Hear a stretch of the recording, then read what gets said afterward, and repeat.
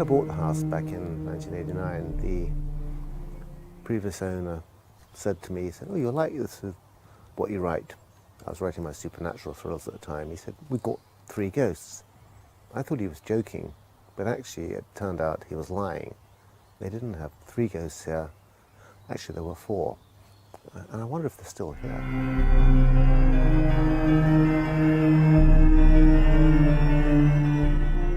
The day we were moving in, my mother-in-law was standing just outside the front door. And just as there is here in this book, there's the porch, and there's a long hallway which leads into this anteroom. We called it the atrium, which you have to go through to get into the kitchen, or left into the dining room. And my mother-in-law and I were standing outside the porch, guiding the removals men who were carrying stuff in. And suddenly behind me, at the end of the hallway, I just noticed that's a shadow. Nothing more than like a starling crossing a fanlight. And my mother-in-law was an interesting character. She was a very down-to-earth lady. She was the chief magistrate at the time of Hove. But she also had a phase side to her, in that she used to have a certain dream if somebody she knew was going to die. And this shadow flitted like this, and she said, "Did you see that?" And I knew at that moment she'd seen something. And my then wife, Georgina, and I were both townies. We'd never lived in the countryside. We'd both been born in Brighton, and I lived in London, in Toronto, New York. And this was our dream. The house was quite a wreck when we bought it, very much like the house in the story. And then the couple moved here from Brighton. And I didn't want Georgina to be freaked out day one. So I just said to my mother-in-law, "No, I didn't see anything." Anyhow, the next day, Georgina went off to work. She was a solicitor working in Brighton, again like Caro in the book. And I was in the upstairs room on the right-hand side, which was my office. And I went down about 10:30 to make a cup of coffee. And as I entered this atrium, this anteroom, I saw these tiny pinpricks of light floating in the air.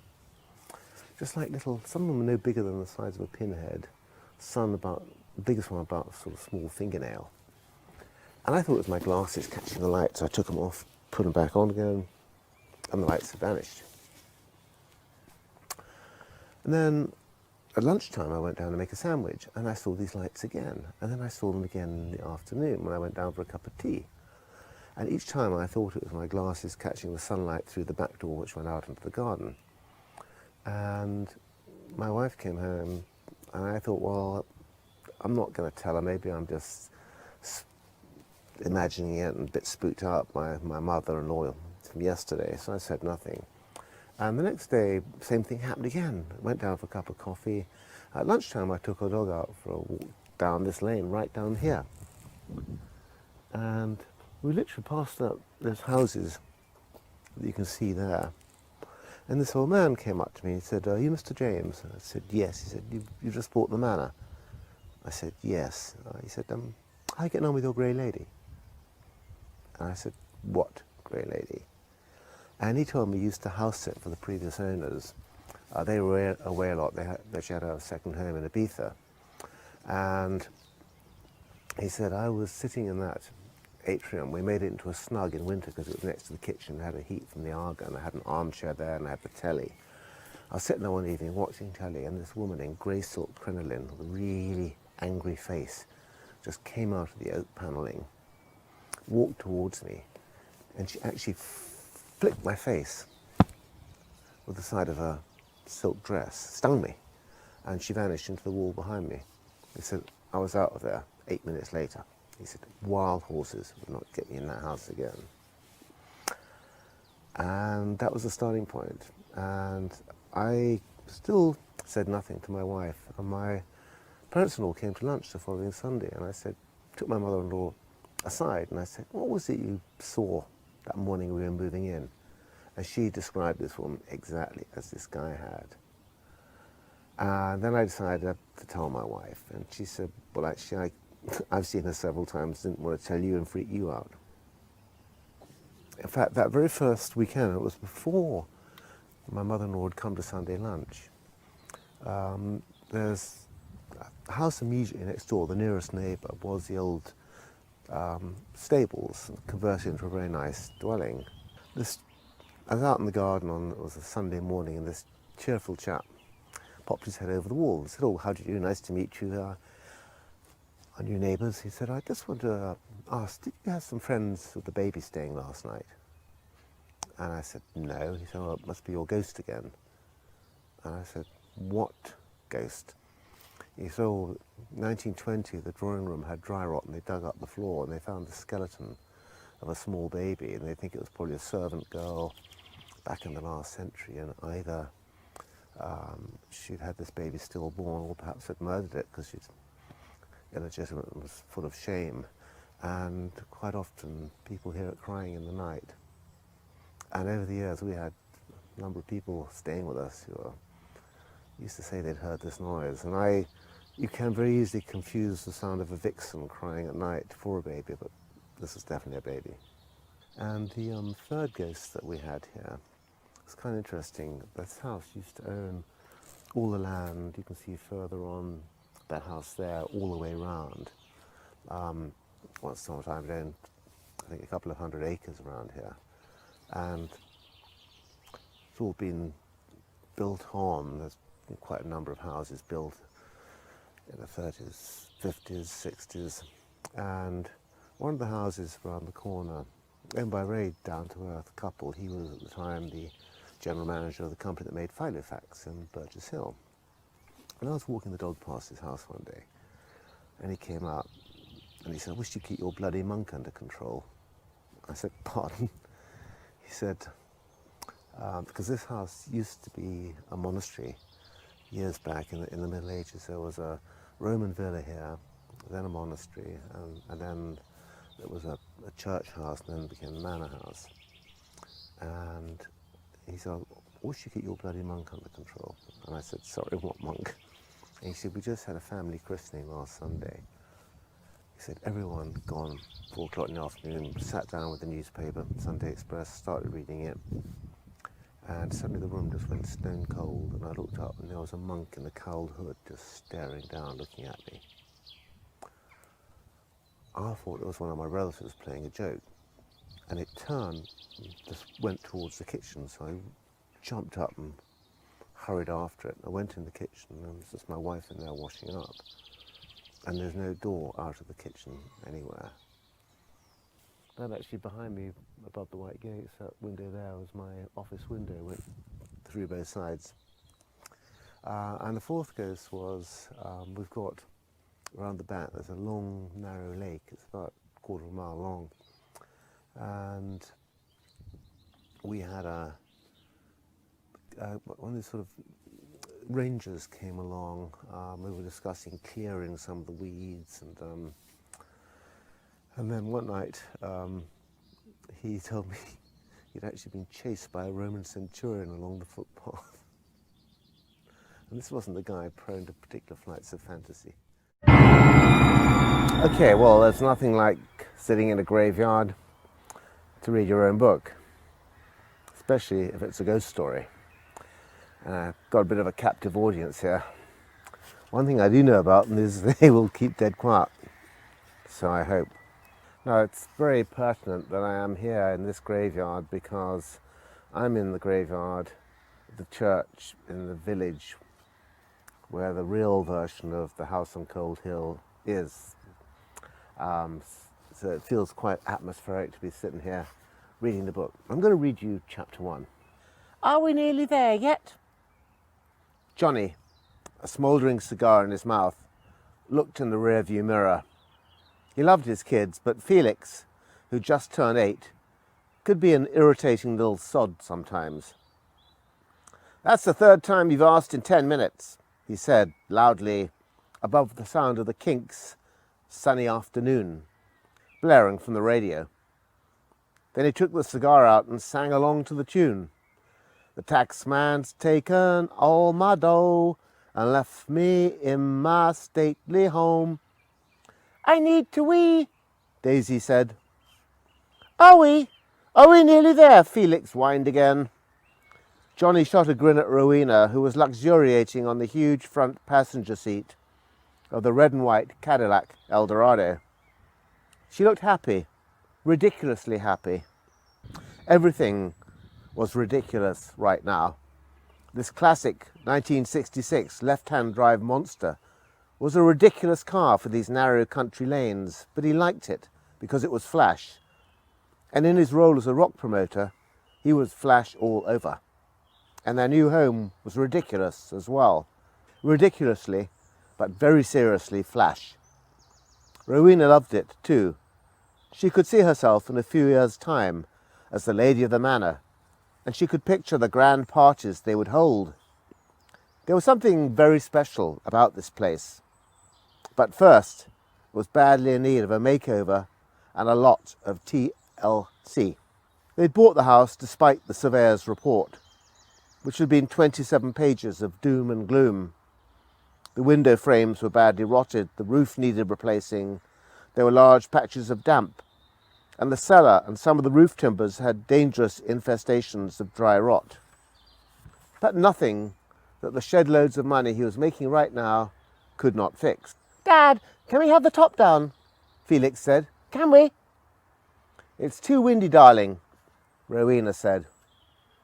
Although the late October sun was shining brightly straight in their faces, it was blowing a hoolie, and darkening storm clouds were massing on the horizon. "We'll be there in 5 minutes, Johnny announced. "This is the village now."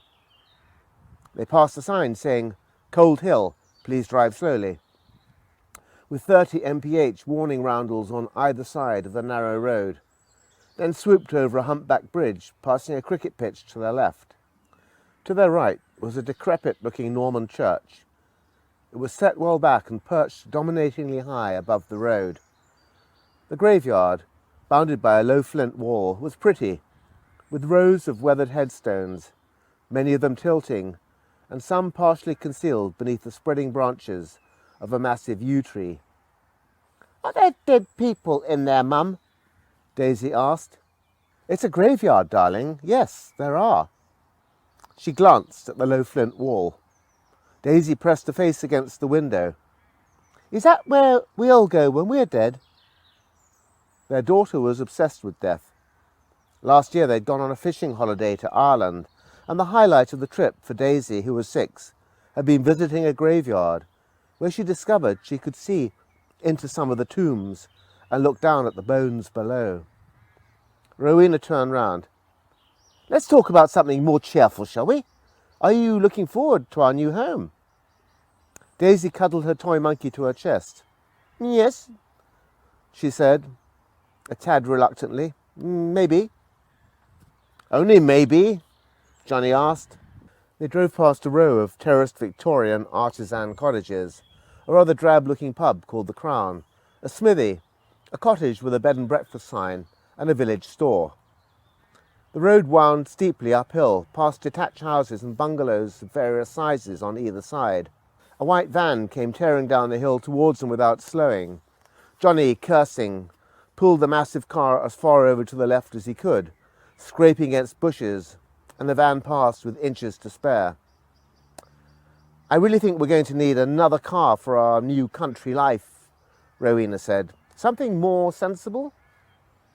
"I don't do sensible," Johnny replied. "Don't I know it? That's why I love you, my darling. But I'm not going to be able to walk the kids round the corner to school anymore when the new term starts. And I can hardly do the school run in this." Johnny slowed the car and pulled down the right turn indicator. "Here we are. The O'Hare family has arrived."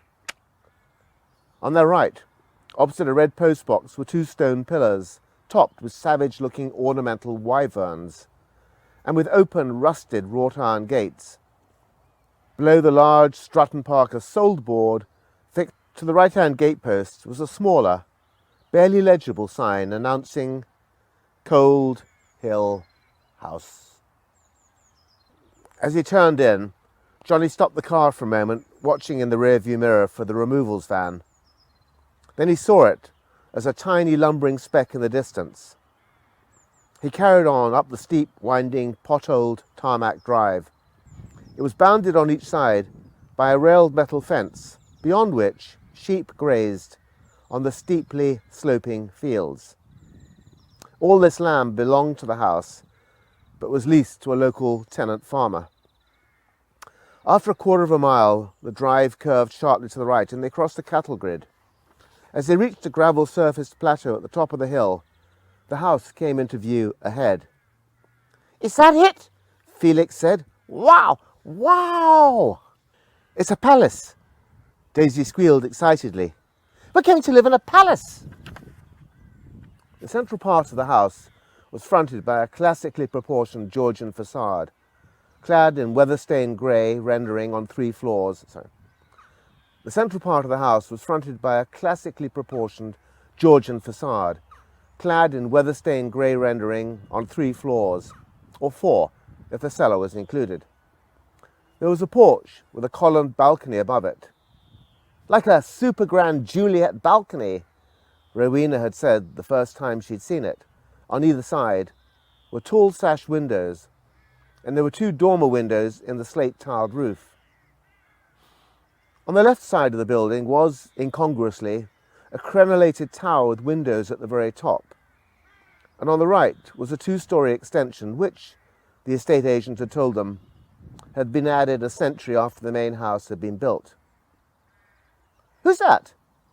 Rowena asked, pointing up at a window. "What?" Johnny replied. "There's a woman up in that window, up in that dormer in the attic, looking at us." "Oh, maybe it's the cleaners still here." He peered up through the windscreen. I can't see anyone." The car rocked. He peered up through the windscreen. "I can't see anyone."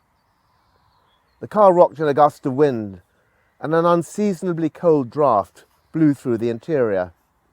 With a huge grin, Johnny pulled up right in front of the porch, jammed his cigar back in his mouth, took a puff, and through a cloud of smoke said, "Here we are, guys. Home sweet home." The sky darkened suddenly.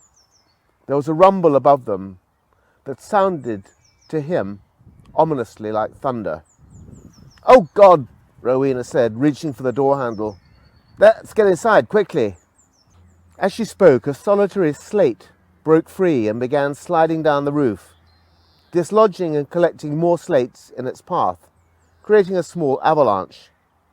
They smashed through the rusted guttering and fell, gathering speed, sharp as razors, slicing through the fabric roof of the Cadillac, one severing Rowena's right arm, another splitting Johnny's head in 2, like a wood axe through a log.